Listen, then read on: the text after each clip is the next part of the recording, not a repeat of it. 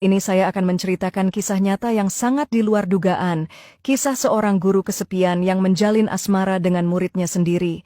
Awalnya, semua hanya karena bimbingan belajar teori, namun lama-kelamaan justru berubah menjadi belajar praktik, bercocok tanam. Bagaimanakah kisah selengkapnya? Bu Fitria, seorang wanita muda berusia 30 tahun, cantik dalam kesederhanaan. Ia adalah guru IPA di sebuah SMA di pinggiran kota, jauh dari keramaian. 2 tahun lalu ia resmi bercerai dari suaminya. Alasan perceraian itu tak pernah jelas bagi orang luar. Namun bagi Bu Fitria, itu adalah luka yang ia sembunyikan rapat-rapat di balik senyum dan kecerdasannya di kelas. Sejak perpisahan itu, hidupnya berubah drastis. Rumah yang dulu riuh oleh suara suami, kini menjadi hening dan tak bernyawa. Sepulang sekolah, ia hanya disambut oleh dinding bisu dan udara dingin malam hari. Ia sering menangis di balik selimut, meratapi kesepian yang semakin menggigit. Namun, sekuat-kuatnya seorang wanita, ada kalanya hatinya rapuh. Dan Bu Fitria tahu, kesepian adalah musuh yang bisa sangat mematikan, pelan tapi pasti. Di sekolah, Bu Fitria selalu berusaha tampil profesional, ramah, sabar, dan dicintai para siswa. Banyak guru memujinya, banyak siswa mengidolakannya.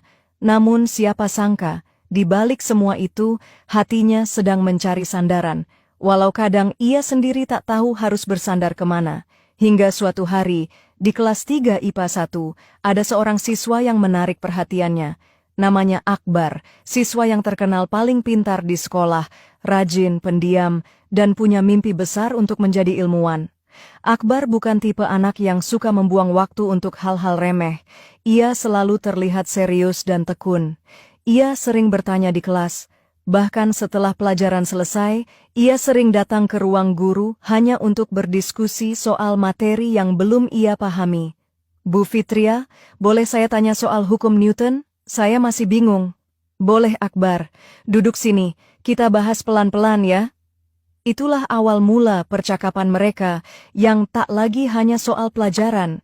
Hari demi hari, diskusi mereka semakin intens, dari sekadar jam istirahat di perpustakaan hingga waktu pulang sekolah. Mereka semakin sering bertemu, namun semua itu masih dalam batas profesional. Atau, setidaknya, itulah yang Bu Fitria pikirkan di awal. Akbar pun mulai terbuka. Ia mulai bercerita soal keluarganya, cita-citanya, dan sesekali menyelipkan candaan kecil yang membuat Bu Fitria tertawa. Tawa itu sudah lama tidak terdengar dari bibir Bu Fitria. Tawa yang tulus, tawa yang menyembuhkan luka. Dan di sanalah bibit-bibit rasa mulai tumbuh diam-diam. Perlahan namun pasti, Bu Fitria tak pernah berniat menyukai Akbar. Ia tahu batasnya, namun setiap tatapan mata Akbar yang tulus, perhatian kecilnya, cara ia menghargai setiap kata Bu Fitria, semua itu membuat hatinya yang beku mencair, sedikit demi sedikit. Akbar, kamu mirip seseorang, ujar Bu Fitria suatu sore saat mereka belajar di perpustakaan. Mirip siapa, Bu? Dan sejak saat itu, Akbar pun tak bisa membohongi dirinya sendiri. Ia mulai menaruh perhatian lebih pada gurunya yang satu ini. Hujan di luar seringkali menjadi saksi kebersamaan mereka. Gerimis seolah menjadi musik latar dari hubungan yang tak bernama ini. Sebuah cerita yang seharusnya tak pernah terjadi, namun juga tak bisa dihindari.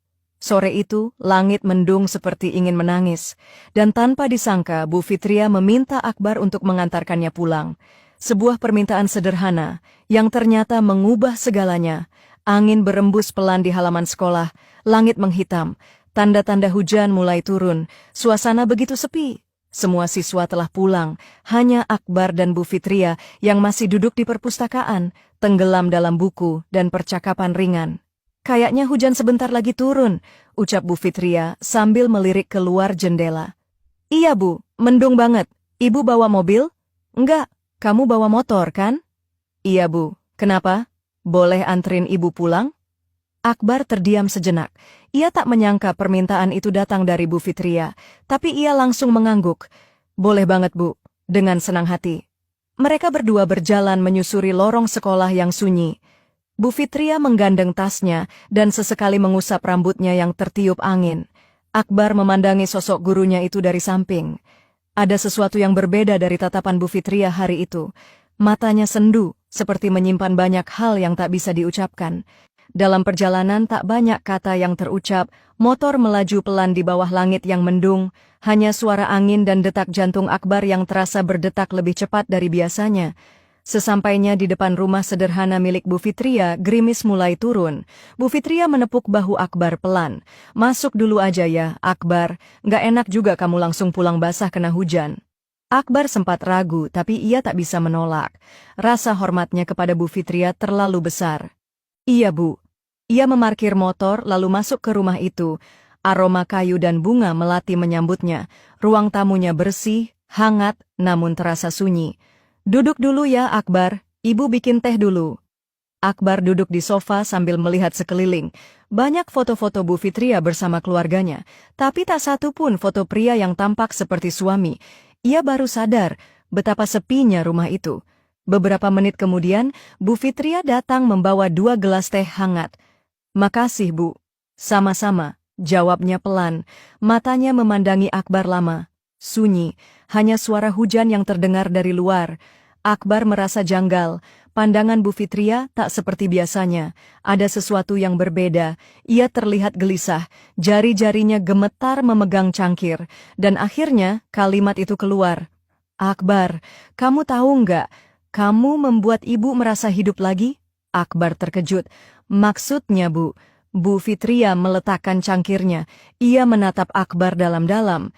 "Ibu nggak tahu harus mulai dari mana, tapi ibu suka sama kamu, Akbar. Ibu tahu ini salah, tapi ibu nggak bisa bohong sama perasaan ibu." Akbar membisu, dadanya sesak. Matanya menatap wanita yang selama ini ia hormati, kini berkata jujur tentang perasaannya. Semua terasa kabur, seolah waktu berhenti sejenak. "Akbar, kamu nggak harus jawab sekarang, ibu cuma pengen kamu tahu." Suara Bu Fitria bergetar. Akbar menunduk bingung. Haruskah ia pergi? Haruskah ia menolak? Tapi di luar hujan, dan di depan matanya, gurunya, wanita yang telah membimbingnya, kini sedang jujur sepenuh hati. Dengan suara pelan, nyaris berbisik, Akbar menjawab, "Bu, jujur, saya juga nyaman sama ibu." Dan sejak hari itu, batas di antara mereka perlahan mulai kabur.